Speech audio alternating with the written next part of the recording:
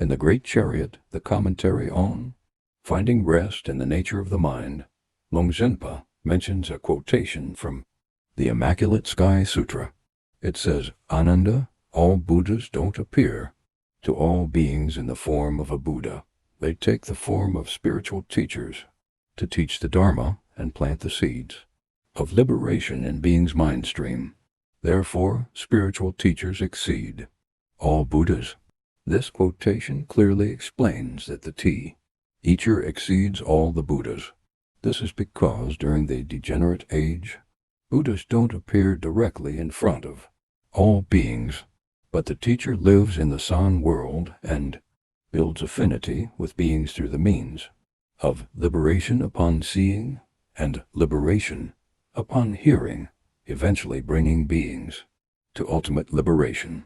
Therefore, having affinity with the teacher generates great merit.